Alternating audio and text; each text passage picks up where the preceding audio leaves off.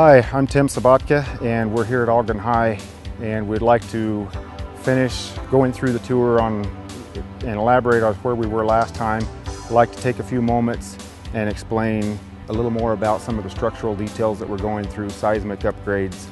So we'll be starting out our process on going on stage. We'll take you on a tour up into the attic space. We'll end up on the roof and kind of give you an overview of the entire project. So if we can go for a walk now, we'll go to stage and see how it's coming along there. We've brought in Danco Steel Erectors as our steel erector. They've brought in Olson cranes. They have a 90-ton crane that they've brought on site today. And what they're actually doing is they're installing these 64-foot columns. They'll run from the top of the auditorium to the bottom, just on the stage level.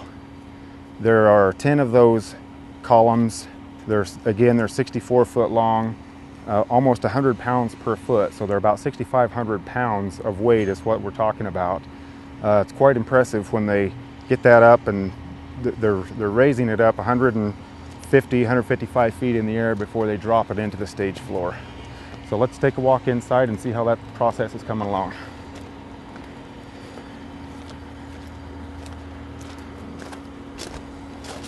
Another thing that we might take note of is around the perimeter of the building is some terracotta caps.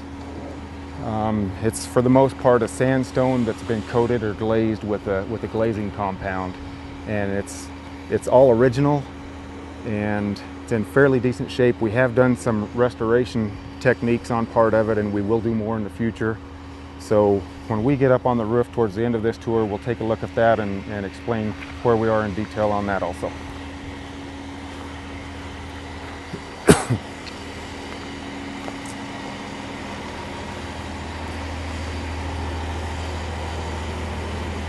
As we enter the stage, we have quite a few trades on site. I think we have electricians, plumbers, the pipe fitters. What we have happening in this corridor is electrical work. We're doing an entire electrical upgrade throughout the whole entire building, everything in the wing that we're working on. In addition to that, we'll be doing fire sprinkler, smoke alarms. So safety-wise, we're doing a substantial upgrade. Let's come on up on stage. We'll see how the steel erectors are doing on their install. Keep the heads up. We're now on stage, and what's happened in here is we've actually removed the roof decking. There's a substantial amount of steel that's going to be coming in, new steel decking that's going to be upgrading us for seismic. These columns, these are the 64-foot columns to your left that you're looking at. Again, they run from top to bottom.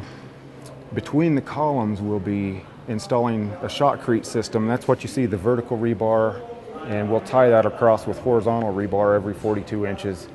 And it creates a mat wall that gives it a lot of more substantial, kind of builds a concrete and steel box, so to speak, is what's happening. We've got behind you, if you take a look, we've got a brace frame that you may have to swing back here a little bit. Brace frame, and it supports the entire about 55 foot of masonry wall above what's happening. It again will get steel. This will support all of the rigging that we're going to be bringing in.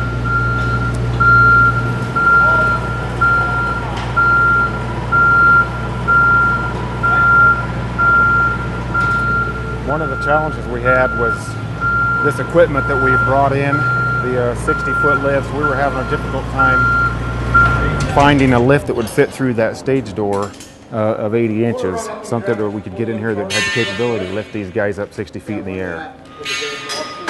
This is Danco Steel Erectors. What they're doing is they're rigging the center of one of those 64-foot columns. They'll bring it over to the east wall of the auditorium. They'll be hooking it up to the crane from the top end. From that, they'll grab the top side of it and rig it. They'll swing it into place, and it's about a 5 to 8 minute process before they'll get that thing lowered into place and set it on the bolts and get it resecured to the wall, and then they'll go through the same process again. So it's quite an undertaking just to get these things into place. Again, they're about 64 foot long and almost 100 pounds per foot. So we're looking at about 6,500 pounds of weight in each of these columns, and we have 10 of them here. We're in the proscenium, the supporting members of the proscenium, and what we're looking at here is a structure that goes from the footing on top of some pile caps and large foundation that we've put in place. This steel that you're seeing and those straps and those columns go all the way up to the roof deck, and that's about 60 feet in elevation. That's where we're headed next. We'll go up to the top and look at this from the top side and see how the guys are just physically getting steel in. So let's go take a walk, and we'll pop into the attic space.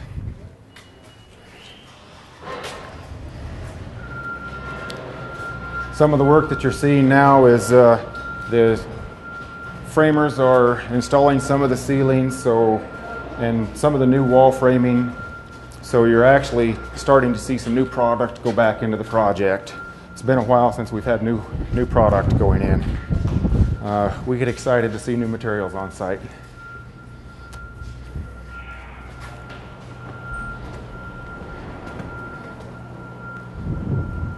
One of the things here, let's point out this. One of the things that will be happening on this project is everything in the work zone south of, I guess it's in the south grid line.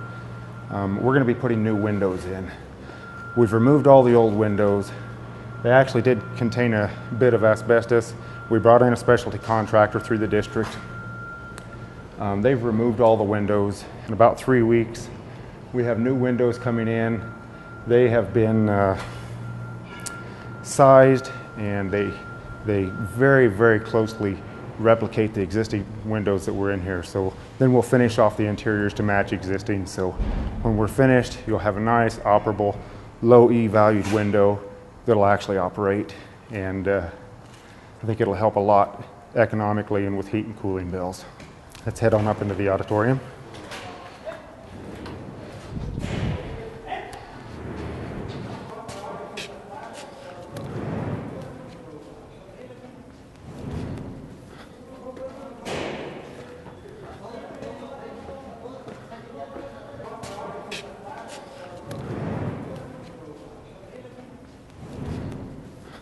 Where we are now is up in the attic space of the auditorium.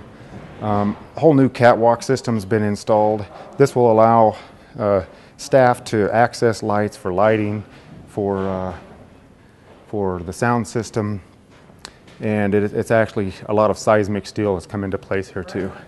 Let's go to the east wall, and we'll take a look at some of the proscenium work and some of the steel that's coming in.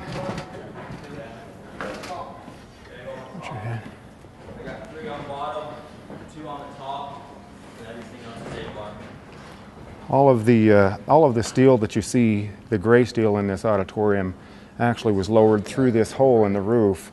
We ended up doing that so that we could drop it in from the top, so that we wouldn't have to disrupt any of the ornate plaster from the bottom side. So every piece that's come in up here has dropped through that small hole, and the steel erectors have manipulated it and got it into place, and they've done a fantastic job of getting things where it needs to be. So let's come on forward here.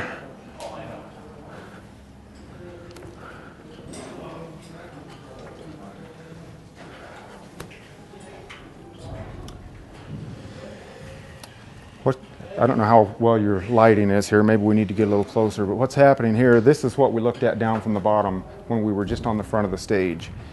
Some of these bar, it's actually a number 11 rebar, and 11 means 11/8 or 1 3/8.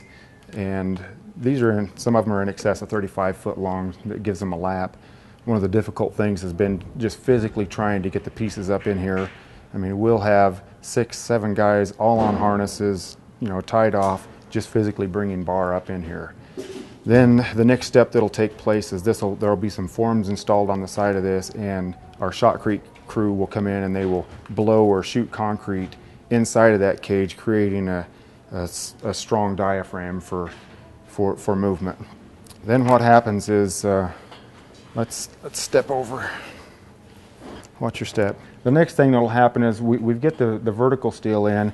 This wall that we're looking at here is actually the wall above the proscenium, or the stage opening. There's a substantial concrete beam that will come into place here. It's actually 20 inches thick and over 10 foot tall. So they'll be shooting concrete actually down in that void after they get the steel in and get it formed up into place. Again, that'll create a truss or a header that'll stop any movement or slow movement in the event of an earthquake. And that's the whole ordeal and whole reason of what we're trying to pull off up here. The trusses, the middle of July, what we'll be doing here is this roof decking will be removed. There will be new trusses installed, or new joists installed, and they actually span from the north wall to the south wall. It's about an 84-foot span. There will be 2 of them placed between each of the existing ones. That just helps break the span up, and in addition to that, we'll put new roof decking on. It's a heavy gauge decking, again, to create that diaphragm or that box that we're looking for to give us a seismic upgrade. Shall we head up to the roof?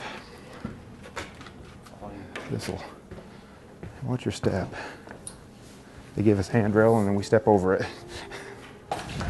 Okay, now where we are is we're on the roof of the auditorium. And you can see that we've got an existing gravel roofing material here. Part of our contract has us replacing all of this. Obviously, since we're going to replace the metal deck, we're replacing the roofing material also. That happens on everything south of our work zone, or grid line 26, what we call it. We're looking at this is the wall that is actually an extension of the proscenium wall down below. So you can see that there's a huge amount of brick and masonry product stacks on that proscenium opening. Let's get a little closer to some of the terracotta that we mentioned earlier. All of the terracotta on the project is original installation, and what we've actually done last year, we went through a center core process that had us actually drilling down through the center of these walls 60 feet down with a 5-inch core hole, and we drilled all the way down and tagged the top of the concrete stem wall. Then that hole was vacuumed out. We lowered in, we brought in a big crane, we lowered in some number 8 rebar or 1-inch rebar and put that in the hole. Then we injected and poured in a resin grout material. Now these walls are 4 and 5 different widths of masonry. So what happens between each of those widths of masonry underneath this cap is there's small voids, I guess, per se. So in that 5-inch hole that we would drill down, we pour that resin grout in there, and the grout would ooze and bleed out into that masonry wall, kind of creating a web, again, for seismic upgrade and stiffening. So all of these caps that you can see here, every one of them has actually been removed, cataloged, and put back into the exact place that it was originally. An example as to some of the surfacing that you're seeing, what's happening is the glazing was loose and there were voids behind it, so we've actually come in and had our masonry contractor come in. They cut back the existing to get rid of the voids so that it stops the introduction of moisture into these caps. Then they seal it, stopping and protecting the cap so it doesn't disintegrate anymore. There's a couple of different levels of restoration. When we get to lower, I mean, obviously right here we're 60, 70 feet in the air. As we get lower on the project, the level of restoration improves drastically. They actually fill these voids and texture it the same, and that essentially just becomes invisible patch is what happens. And that happens on all of the low walls around here. Let's do kind of an overview of the campus while we're standing here. Phase 1 of this project involved the new PE facility that you see over here on the right. In that building is 2 gymnasiums.